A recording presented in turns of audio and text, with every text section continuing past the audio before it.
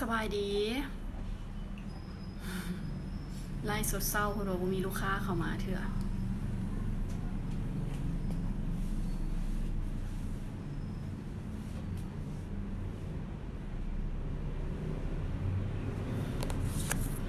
สบายดีเนาะสบายดีสำหรับลูกค้าที่ว่าเข้ามาแล้วเนาะอย่าเฝ้าหนีปลากันเด้อเดี๋ยวมื้อนี้เราจะมาแจ้งโปรโมชั่นอีกแล้วเราก็จะมาแจ้งเป็นทางการเลยเนาะสำหรับลูกค้าคนใดเนาะเจ้าที่ว่าสนใจเสริมดังหรือว่าอยากมาเติมไหมดังสิเนาะเจ้าเพราะว่าสำหรับหมองเฮาเนาะเจ้าที่เพิ่นกลับบ้านเมื่อลิ้นปีใหม่เนาะเพิ่นมาเฮ็ดเวียกปกติเลยเด้อลูกค้าคนใดที่ว่าสนใจเนาะเจ้าที่ว่าเกี่ยมพร้อมที่จะมาแล้วหรือว่าได้ลงทะเบียนมาแล้วเนาะเจ้าแต่ว่าหมอเฮายังบ่มาจังซี่เนาะจองโปรไว้ช่วงปีใหม่กุดจีนกุดเวียดจังซี่เนาะเจ้าลูกค้าสามารถเข้ามาได้เลยเด้อหมอเฮ็ดเวียกปกติแล้วเนาะสามารถเข้ามาได้เลยหรือว่าจะเป็นบริการอื่นๆเนาะเจ้าเฮ็ดเป็นพวกอาบขาวบ่เติมเฮ็ดตาสองสั้นบ่คิดแก้มบองบ่จังซี่เนาะเจ้าตัวนี้แม่นเฮามีหมอเฮาอยู่ปกติเลยลูกค้าคนใดเนาะที่ว่าจองไว้แล้วหรือว่ายังพันได้จองแต่ว่าอยากเข้ามาปรึกษาอยากเข้ามาสอบถามเป็นสามารถเข้ามาได้เลยเนาะเข้ามามื้อนี้ได้เฮ็ดเลยเนาะเจ้าหรือว่าลูกค้าที่พันได้จองมาก่อนก็สร้างเพราะว่าช่วงนี้เนาะเจ้าลูกค้าเฮาจะบ่หลายปานใดลูกค้าเข้ามาก็ได้ลงทะเบียนแล้วก็ได้ขึ้นเฮ็ดเลยอีกอย่างหมอเฮามาปกติก็คือพอดี3คนหรือว่า4คนเลยเนาะลูกค้าเข้ามาก็จะบ่ได้เสียเวลาท่าโดนหลายสิเนาะเจ้าบ่คือแต่ก่อนที่ว่าเข้ามาท่าเป็น30นาที40นาทีจังซี่เนาะลูกค้าเข้ามาช่วงนี้แม่นเข้ามาได้เฮ็ดเลยเนาะเจ้าได้เฮ็ดเลยเนาะแล้วอีกอย่างทางห้างเฮาเนาะเจ้ามีหลายบริการเลยลูกค้าที่ว่าติดตามเพจตลอดอาจจะเห็นเนาะเจ้าว่าจะเป็นพวกเฮ็ดตาสองสั้นเฮ็ดแก้มบองอาบขาวปิ่นปัวสิวปิ่นปัวฝ่ายสิเนาะเจ้าสลายไขมันของเฮาคือกันเนาะมี2แบบเลยมีทั้งตัวเป็นนวดสลายเนาะเจ้าแล้วก็เป็นตัวฉีดเนาะแล้วก็ตัวเป็นซีดสลายคือกันเจ้าสำหรับคนที่บ่มีเวลาสิเนาะอยู่ต่างแขวงมีเวียกหลายบ่สิเฮาแนะนำให้เป็นตัวซีดเลยเพราะว่าตัวนี้แม่น10มื้อเข้ามาซีดเทื่อนึงเนาะเจ้าเฮาจะใช้เวลาระยะที่ว่าสั้นบ่ได้เข้ามาดุๆจังซี่เนาะหรือว่าตัวนวดสลายสำหรับคนที่ว่าย่านเข็มย่านเก็บจังซี่เนาะเจ้าแม่นแนะนำตัวเป็นนวดเลยเขาจะเป็นตัวนวดสลายเลยตัวนี้แมน3มื้อเข้ามาเท่านึงหรือว่า5มื้อเข้ามาเท่านึงเนาะมีคอร์ส5ครั้งแล้วก็คอร์ส10ครั้งหรือว่าลูกค้าที่ว่าสนใจอยากลองเป็นข้างกับมีแต่250,000กีบเนาะพี่ดิวสบายดีเวลโดยสบายดีเด้อสบายดีคือกันเนาะอย่าลืมสำหรับโปรโมชั่นตาบอแก้มบองบอของเฮายังโปรคือเก่าเนาะยังโปรโมชั่นคือเก่าเด้อเจ้าสำหรับตา2สั้นปกติแม่นราคา1,200,000เดี๋ยวนี้จะเหลือแต่800,000กีบเท่านั้นเฮายังมีของแถมเพิ่มเติมอีกหรือว่าเป็นแก้มบองเนาะเจ้าลูกค้าที่ว่าเข้ามามื้อนี้หรือว่าเป็นช่วงมื้อนี้เลยเนาะเจ้าเขาเป็นท้ายเดือนที่31เนาะเจ้าลูกค้าที่ว่าสนใจแม่นเข้ามามื้อนี้เขาจะได้โปรโมชั่นพิเศษเลยจากราคา500,000เนาะเจ้าเบื้องนึงเขาจะ400,000กีบเท่านั้นเด้อ400,000กีบลูกค้าเฮ็ด2เบื้องเอานำแต่700,000กีบเนาะสำหรับเฮ็ดแก้มบองเนาะเจ้าทรงนี้โปรโมชั่นอย่างแน่เนาะสาวแพรมีโปรหลายอย่างเลยเพียงแต่ว่าสาวแพรสนใจต้นอับขาวบ่หรือว่าเป็นสีดปากบ่จังซี่เนาะเจ้าหรือว่าสีดคางบ่เนาะเข้ามาเขาก็จะแจ้งโปรสำหรับลูกค้าเก่าเขายังมีส่วนลดให้อีก 10% เนาะเขายังมีส่วนลดให้อีก 10% เลยหรือว่าปวดสิวเป็นข้างของเฮายัง199คือเก่าเนาะกดสิวสยาใส่แสงขาเสื้อให้สถานที่ห้านแมนยูดงปลานข้างห้านเค้กลาซาเลยเนาะแถวช้อปปิ้งมอลล์ดงปลานอยู่แถวช้อปปิ้งมอลล์ดงปลานเลย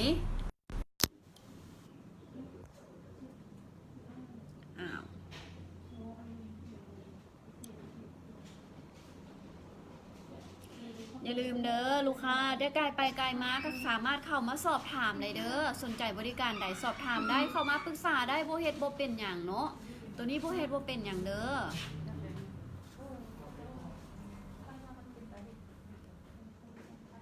ว่าจะเป็นอาบน้ำขาวใสเนาะเจ้าหรือว่าเป็นอาบน้ำขาวใสหรือว่าปวดสิวเป็นข้างโปรโมชั่นยัง199คือเก่าเนาะยัง199คือเก่าหรือว่าลูกค้าที่มีปัญหาเรื่องแพ้บ่เป็นสิวร้ายสิเนาะเจ้าเป็นโฟดพื้นสิวแดงอักเสบจังซี่เข้ามาปรึกษาเข้ามาสอบถามเฮาได้เลยเพราะว่าตัวราคาที่ว่าเฮาเริ่มต้นปิ่นปัวมันก็บ่ได้แพงเนาะหรือว่าอยากให้เขามาแจกโปรอย่างบอยมาแจ้งโปรโมชั่นอย่างเพิ่มเติมลูกค้าสามารถถามได้เลยเนาะหรือว่าเป็นโบท็อกกรามหน้าเลี้ยวจริงๆเนาะเจ้าทางห้างก็ยังใช้บริการอยู่คือเก่าเลย เปิดห้านปกติเนาะบ่ว่าจะเป็นศุกร์เสาร์อาทิตย์เป็นเฮาเปิดปกติเลยอย่าลืมสำหรับลูกค้าที่ว่าสนใจอยากเสริมดังหรือว่าได้จองโปรมาแล้วนะเจ้าสามารถเข้ามาได้เลยเนาะเพราะว่าหมองเฮามาเฮ็ดเวียกปกติแล้วเนาะเพิ่นมาเฮ็ดเวียกปกติแล้วเด้อหลังจากที่ว่าเมื่อกินปีใหม่เมื่อบ้านจังซี่เนาะเจ้า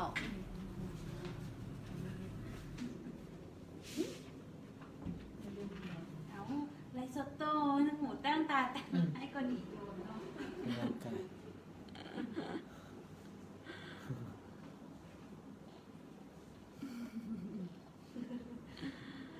โอ้โหสิว่ายังโตแล้ว ขา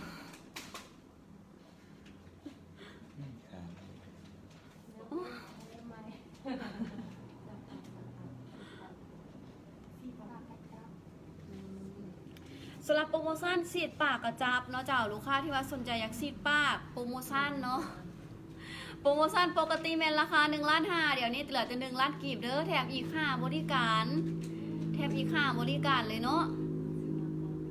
หรือว่าสำหรับลูกค้าที่ว่ามีขนขี้แห้โบขนขายาวขนหลายสินะเจ้าแม่นแนะนำให้เข้ามาเลยสำหรับเลเซอร์ขนขี้แห้ของเราก็ยังมีโปรคือเก่าเนาะมีโปร10 ครั้งแล้วก็โปรเป็นปีเลยสำหรับคนที่ว่าขี้แห้ดำเป็นขนหลายมันแนะนำให้เป็นปีเพราะว่าปีนึงบ่จำกัดครั้งที่ว่าเข้ามาเนาะเจ้าเพียงแต่ราคา 500,000 กีบเท่านั้น 500,000 กีบแถมขี้แห้ขาว10 ครั้งให้ยังแถมสปาหน้าใสฟรีอีก1 ครั้งเนาะหรือว่าลูกค้าที่อยู่ไกลต่างแขวงบ่มีเวลามาสินะเจ้าแบบบ่สะดวกที่จะไปมาแม่นแนะนำเป็นตัว10 ครั้งเลย10 ครั้งกับอาทิตย์นึงเข้ามาเทื่อนึงเนาะเจ้าตัวนี้เห็นผลตั้งแต่ครั้งแรกที่ว่าเฮ็ดไปเลยเนาะหรือว่าปวดสิวจังซี่เนาะเจ้าลูกค้าที่ว่าเป็นหลายยังบ่มั่นใจที่ว่าจะเปิดเป็นคอร์สจังซี่เนาะก็แนะนำให้เข้ามาเลยเพราะว่าเฮาปวดไปครั้งแรกเฮากดสิวใส่ยาใส่แสงค่าเสื้อให้เนาะเจ้าเป็นเกตขั้นตอนตัวนี้เลยเนาะลูกค้าที่ว่าเฮ็ดไปมันก็เห็นผลตั้งแต่ครั้งแรกตัวใดที่ว่าเฮากดหัวใส่ยาก็คือมันแห้งแล้วก็ดีไปเลยเนาะเจ้าตัวนี้ก็คือดีไปเลยสำหรับปัวฝ้าลูกค้าที่ว่าเป็นฝ้าบ่ตัวนี้เขาก็ยังมีเป็นปัวคือการเป็นเม้นเป็นกะหน้ามองค่ำจังสิเนาะถึงว่าได้เป็นฝ้าว่าได้เป็นสิวแต่ว่าหน้าเฮามันค่ำมันบ่มีหน้ามีนวลหน้าแห้งเขาก็แนะนำให้เข้ามาเลยมีทั้งตัวเป็นอาบน้าขาวใสเนาะเจ้าเป็นอาบเป็นนวดสปานี่เนาะแล้วก็เป็นตัวซีดเอาซีดสลายนี่สุดโทษหลายๆเจ้าตัวซีดเฮ็ด DNA ปลาแซลมอนเนาะเจ้าจะช่วยกระชับรูขุมขนเฮ็ดให้หน้าเฮาเต่งตึงเนาะใสมีหน้ามีนวลหรือว่ากระชับขึ้นจังซี่เนาะเจ้าจากคนที่ว่ามีอายุหลายค่ะจะเฮ็ดให้เฮาหน้าเด็กลงนำเนาะหรือว่าคนที่มีปัญหาพวกหลุมแป้วสิวอย่างซี่เป็นพวกหลุมแป้วเฮาก็มีปิ่นปัวคือกันเนาะเจ้าเฮาจะแนะนำเป็นคอตัดแป้วเลยเนาะคนที่เป็นหลุมหรือว่าเป็นบักซุกบักใสแล้วหน้าเฮามันเป็นหลุมเป็นแป้วหน้าบ่เรียบบ่เนียนที่ซ่าหรือว่าเป็นพวกหูคุมขนตัวนี้เฮาก็มีทั้งเป็นตัวเป็นลูกกิ้งบ่หรือว่าเป็นตัวหูคุมขนหรือว่าเป็นหลุมแป้วลูกค้าคนใดที่ว่าสนใจมันสามารถเข้ามาได้เฮาจะปรึกษาให้รายละเอียดได้เพิ่มเติมอาจจะละเอียดกว่าเฮาไล่สดอีกเพราะว่าเห็นสภาพตัวกิ่งเนาะเขาจึงจะแนะนำตามตัวกิ่งที่ว่าเป็นอยู่เลยสาวปูเนาะเจ้าไปแล้วสำหรับเลเคอร์ขนขี้แห้เนาะเจ้าปีนึงเป็น500,000 กีบบ่จำกัดข้างที่ว่าเข้ามาเลย500,000 กีบเท่านั้นเนาะยังแถมเป็นขี้แห้ขาวให้น้ำอีก10 ข้างฟรีเนาะหรือว่าลูกค้าที่ว่าโอ้คนบ่ได้มีขนหลายแต่ว่าขี้แห้ดำเขาก็จะแนะนำเป็นตัวขี้แห้ขาวเลยเป็นพอกแล้วก็เป็นเลเซอร์เนาะแล้วก็จะแถมขี้แห้เพิ่มเติมให้น้ำอีกตัวเป็นเลเซอร์ให้น้ำเขาจะแถมตัวเป็นเลเซอร์ให้น้ำเนาะทันว่าลูกค้าอยากลองเลเซอร์เป็นครั้งกับมีแต่ครั้งหนึ่ง50,000 กีบเนาะแต่ว่าแนะนำเป็น10 ครั้งมันจะคุ้มค่ากว่าตัว10 ครั้งมันจะคุ้มค่ากว่าเนาะขาดเป้าอะไร87 ล้านยังมีลูกค้าคนใดสนใจบริการใดเพิ่มเติมบ่สอบถามเข้ามาได้เด้อปานนี้มาไตเลยคันนี้คือเจ้าได้ซาไปเขาจะได้เป้าที่ไหนเฮายังขาดเท่าไหร่80 ปลายล้านฟ้าเบียดจะพันละนาพอแล้วของกองกูสิว่า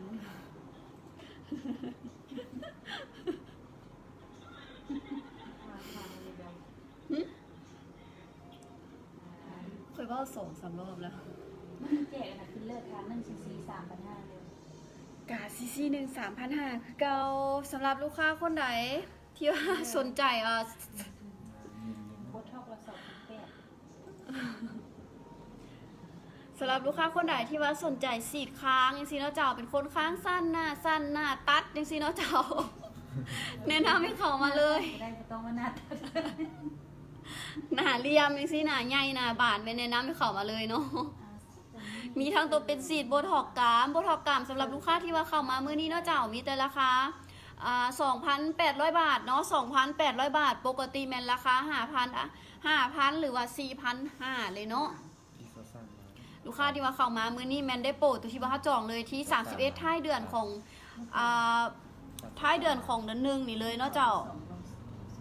ห้านอยู่แถวใดเนาะห้านมันอยู่ดงปลาลานเด้อเจ้าห่างข้างห้านเค้กลาซาแถวช้อปปิ้งมอลล์ดงปลาลานหรือว่าถ้าว่าสปูสนใจแม่นสามารถฝากเบอร์ไว้ได้เลยเนาะฝากเบอร์ไว้ทางไลฟ์สดนี่เลยเจ้าเขาจะมีพนักงานติดต่อหาให้รายละเอียดเพิ่มเติมอีกผิวขาวสาวบูทผิวขาวเฮายังมีเนาะมีคือเก่าผิวขาวเป็นนวดเนาะเจ้าเป็นคัดเนาะเจ้าคัดสปาตัวนี้จะบ่แม่นการฉีดเนาะตัวนี้ปลอดภัยเขาอาบครั้งแรกมันก็จะใสขึ้นเลยเนาะเจ้ามันตัวนี้มันจะปรับสภาพผิวน้ำเลยเสริมดังมีราคาใดๆจอนนี่เนาะสำหรับเสริมดังของเฮาโปรโมชั่นราคา3 ล้านกีบสำหรับลูกค้าที่ว่า3 ล้านกีบเป็นเท่าแถมแก้มบองให้น้ำอีกเนาะเท่าแถมแก้มบองหนึ่งบึงเบื้องเนาะเจ้าถ้าลูกค้าที่ว่าข่อยอยากเฮ็ดแต่ดังข่อยอยากเฮ็ดแก้มบองแม่นแนะนำตัวนี่เลยราคาเพียงแต่2,500,000เฮายังแถมอีก5บริการเนาะตัวนี้เป็นห้อยไหมปลอดภัยเนาะเจ้าเป็นห้อยไหมเนาะไหมละลายไหมคอลลาเจนโดยที่ว่าเฮ็ดไปแล้วบ่ได้ผ่าตัดบ่ได้พักฟื้นเฮ็ดแล้วไปเวียกไปงานในปกติเลยหรือว่าลูกค้าที่ว่าสนใจเสริมดังหรือว่าเสริมสีดปากสีดปากหรือว่าสีดคางของเฮาโปรโมชั่นยังเหลือแต่ 3,500 บาทเนาะ 3,500 บาทเท่านั้นเด้อลูกค้าปิดสีดปากกระจับหรือว่าสีดคางเนาะCC 1เนาะเจ้า 3,500 บาทสมมุติอัพข่าวเท่าใดอัพข่าวเป็นข้างเมน250,000 กีบเนาะตัวนี้ทำข้าง250,000 กีบแต่เขาจะแนะนำให้ลูกค้าเป็นคอร์ส5ข้างหรือว่าคอร์ส10ข้างจะดีกว่าเนาะคอร์ส5ข้างกับ10ข้างหนึ่งมันจะคุ้มค่าแล้วก็มีส่วนลดให้อีกจากที่ว่า5ข้างเขายังแถมเป็น6ข้างหรือว่าเกตข้างเลยถามว่าเป็นคนที่ว่าผิวดำมาแต่กำเนิดตัวนี้นะเขาต้องได้ใช้เวลาน้อยนึงเนาะเพราะว่าของพี่เขาเป็นการสีเดแต่เป็นการนวดเป็นการคัดเอาเนาะ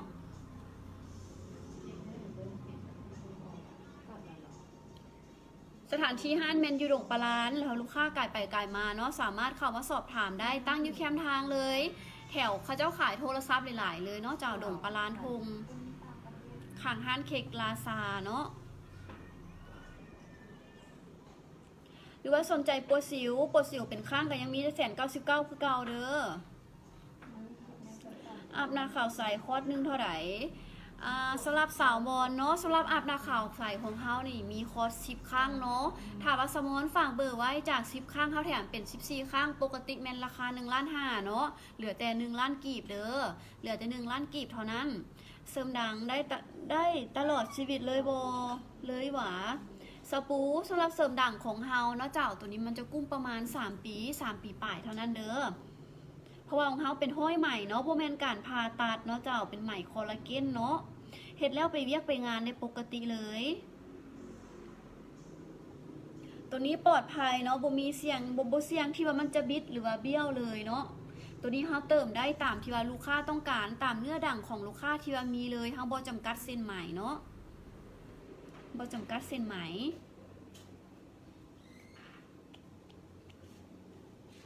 หรือว่าลูกค้าคนใดแล้วเจ้าที่ว่าอยากเข้ามาปรึกษาเบื้องต้นอันนี้ก็เข้ามาได้เข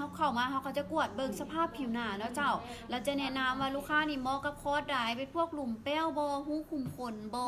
หรือว่าเป็นสิวนี่เป็นสิวประเภทใดแล้วเจ้าต้องเหมาะกับจักคอร์สหรือว่าจักข้างหรือว่าราคาเท่าไหร่เนาะ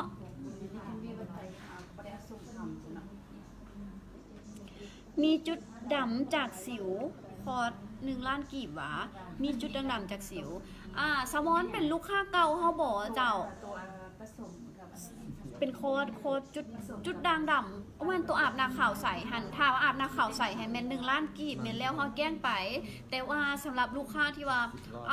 สิวดีแล้วแต่ว่าโบได้เป็นสิวหรือเป็นน้ำเล็กน้อยแต่ว่าส่วนหลายเป็นหอยจุดด่างดำจากสิวนี่สิเนาะเจ้าแม่นเขาแนะนำตัวเป็นสีหอยจุดด่างดำเลยในน้ำเป็นสีหอยจุดด่างดำมันจะมี3ข้างแล้วก็5ข้างเนาะ3ข้างเพียงแต่ราคา1,500,000 กีบเขายังแถมเซรั่มให้น้ำบำรุงผิวหน้าฟรีแล้วก็ยังเบิงสิวปวดสิวให้น้ำอีก ตัวนี้เป็นโปรพิเศษเลยถ้าว่าสมอนสนใจที่ว่าอยากอาบน้ำขาวใสหรือว่าเข้ามาสอบถามเบิ่งซิเนาะเจ้าสามารถฝากเบอร์ไว้ได้เลยจะมีแอดมินติดต่อหาให้รายละเอียดอีกเนาะเพิ่นจะให้รายละเอียดอีกเทื่อนึงถ้าว่าลูกค้าสนใจบริการได้เพิ่มเติมก็เป็นสอบถามเข้ามาได้เนาะ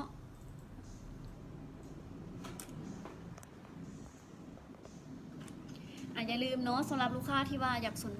สนใจเฮ็ดตาซีเนาะเจ้าหรือว่าเฮ็ดแก้มบองโปรโมชั่นสำหรับตา2สั้นแม่นยังราคา 800,000 กีบคือเก่าเนาะโปรโมชั่น 800,000 กีบ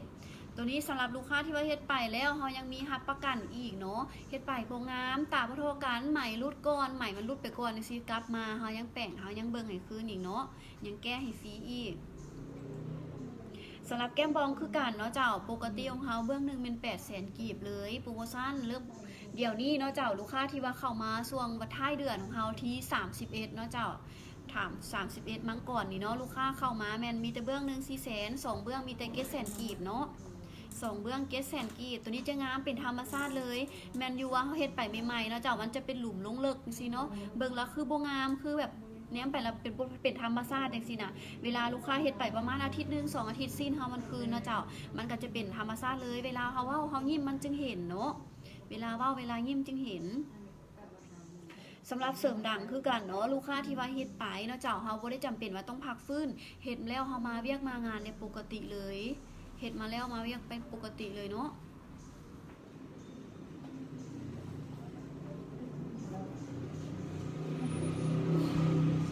อย่าลืมสำหรับลูกค้าที่ว่าเป็นฝ้าบ่ซิเนาะเจ้าเฮาก็จะมีคอร์สแนะนำเป็นฝ้าหนาบ่เป็นมาดนแล้วฝ้าเลือดบ่ซิเนาะเจ้าตัวนี้เขาก็จะแนะนำให้เป็นคอร์ส PRP เลยเนาะ PRP นี่มีอย่างแดนเนาะเจ้าตัวนี้มันเป็นมีคอร์ส3ข้างหรือว่า5ข้างเลยมี PRP 3ข้างเนาะเจ้ามีสีสลายน้ำแล้วก็ยังมีครีมสำหรับบำรุงหรือว่าปิ้นปัวฝ้าแล้วก็กันแดดเป็น2เซตอีกน้ำเนาะที่ว่าให้ลูกค้าเนาะเจ้าที่ว่าแถมให้ลูกค้าไปเลย พอสิส่วนขึ้นเลยครับ สำหรับลูกค้าที่ว่าฝากเบอร์ไว้ทางไลน์โซดีเนาะเขาแจ้งเลยจะมีส่วนลดให้ 10% เลยเนาะบ่ว่าจะเป็นลูกค้าเก่าหรือว่าลูกค้าใหม่จะมีส่วนลดให้ 10% แล้วสำหรับเสริมดังเสริมดังเฮาคือกันเนาะเจ้าโปรโมชั่นมีแต่ราคา2,500,000 กีบเท่านั้นเนาะ2,500,000 กีบหรือว่าสนใจเฮ็ดแก้มบองเขายังแถมให้เป็นพิเศษน้ำอีกเนาะแล้วปากกระจับคือกันปากกระจับเฮา1ซีซีเนาะเจ้ามีแต่ราคา 3,500 บาทเท่านั้นเด้อ 3,500 บาทบ่ว่าจะเป็นปากบอค้างบอจังซี่เนาะหรือว่าเป็นกราม10 กรามโบท็อกหน้าเลี้ยวเป็นคนหน้าใหญ่ซี่เนาะเจ้าเฮาแนะนำให้เข้ามาเลยเพียงแต่ราคา 2,800 บาทเท่านั้นโป่งเฮาบ่ได้มีมาตลอดเนาะเจ้าเฮาจะจัดเป็นช่วงๆเนาะหรือว่าราคามันจะบ่ได้คือกันอีกแล้วที่ว่าเฮาแจกโปรแต่ละมื้อเนาะลูกค้าที่ว่าติดตามเพจตลอดอาจจะฮู้อย่าลืมเนาะห้านเฮาเปิดปกติเด้อสำหรับแล้วกุดกินกุดเวียดแล้วหมอเฮาเพิ่นมาเฮ็ดเวียกได้ปกติคือกันลูกค้าที่ว่าเข้ามามันสามารถเฮ็ดได้เลยหรือว่าลูกค้าที่ว่าจองไว้แล้วจังซี่เนาะเจ้าสามารถเข้ามาเฮ็ดได้เลยเนาะ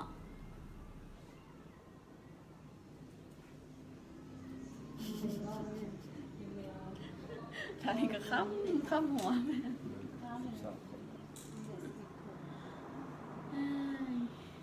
อะไรเศร้าหมดอยู่ จุดแก้มดำแก้มสีคน นาย ร้าน ข้าวมา ที่ เบิ้งคือซื้อ ตุ๊กตาในหลังรับซื้อ โมสองซูเฮาไลอันที่ว่าเฮ็ดตาโบเฮ็ดแก้มบองโบสินะลูกค้าจะเข้าเบิ่งหลายคือมือนั่นล่ะอันสิปากนะลูกค้าเข้าเบิ่งหลาย เอาประมูลมาเรื่องที่กินเศษทีประมูลตามที่เอ็กเซนทีแก้มบ้องสอบเรื่องลงเศษเรื่องเงิน4 เศษที เอาแบบนั้นเลยวะ มื้อนี้แล้วนั่นมื้อสุดท้ายมื้อเดียว คนนายใหญ่เพิ่นแกล้งมาแล้วเนาะเพิ่นแกล้งมาแล้วเนาะสำหรับลูกค้าที่ว่าเข้ามามื้อนี้เฉพาะที่31เท่านั้นเด้อสำหรับที่31เท่านี้มื้อนี้เนาะลูกค้าที่ว่าเข้ามาแก้มบองเบื้องนึงเนาะเจ้า300,000 กีบว่าซั่น2เบื้องมีแต่600,000 กีบเด้อลูกค้าตา2สั้นแก้งใหม่เนาะ700,000 กีบเด้อเฉพาะที่31นี้เท่านั้นเนาะที่31นี้เท่านั้นเด้อเฉพาะมื้อนี้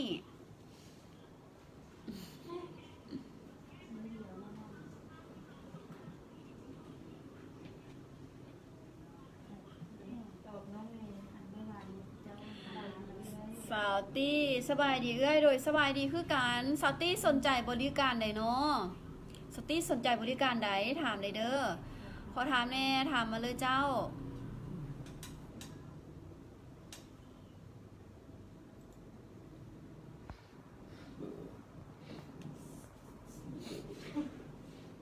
เห็นไว้คนดูจอย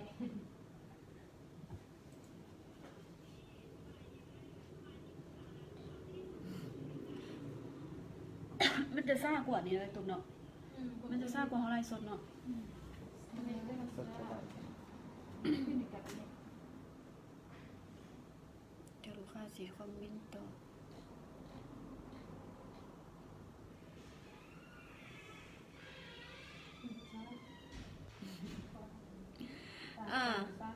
ตาสองสั้นกุ้มดนปันไดสาวตาดำตัวนี้ตาสองสั้นของเฮาเนาะเจ้ามันจะกุ้มอยู่ประมาณ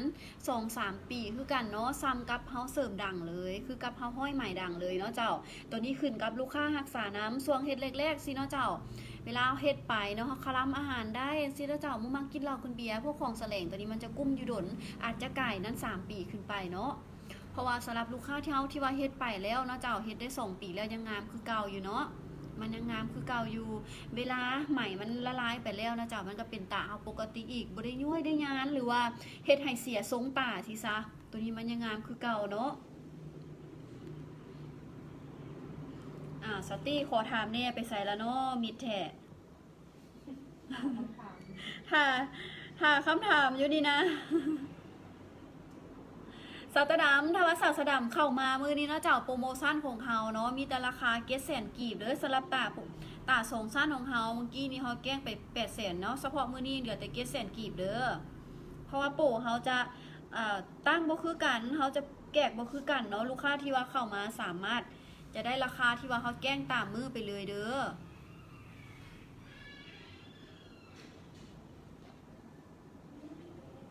เน็ตเฮาซ่าหรือว่าเน็ตลูกค้าซ่าเนาะ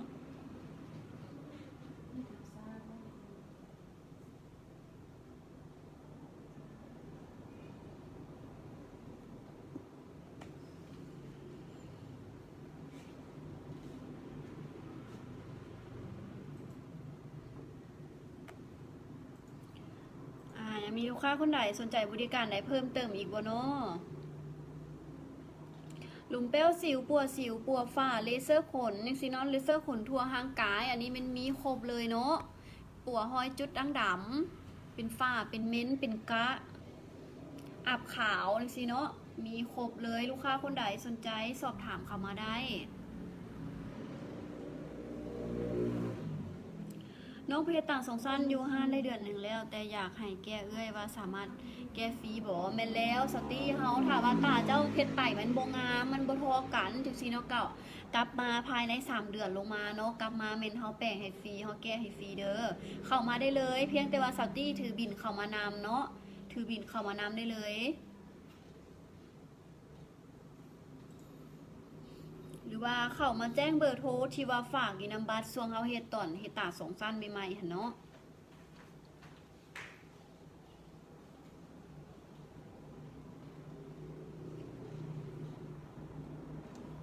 อย่าลืมเด้อสำหรับลูกค้าที่ว่ายังพันได้เข้ามาเบิงหรือว่ายังบ่มีเวลาเข้ามากดมาเห็นเรือนก่ายเข้ามาเบิงสนใจสามารถฝากเบอร์ไว้ได้คือกันเนาะสามารถฝากเบอร์ได้คือกันจะมีส่วนลดให้หรือว่าได้ราคาที่ว่าเฮาแจ้งไปเลยหรือว่าหมู่คู่อ้ายเอ้ยน้องสนใจสิเนาะเจ้าแนะนำเขาเจ้าเข้ามาได้เด้อแนะนำเพิ่นเข้ามาได้เนาะ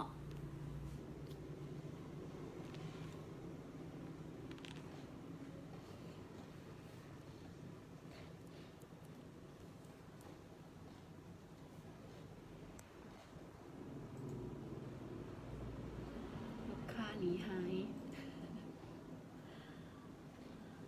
ออกหนีปลากันเมิดแล้ว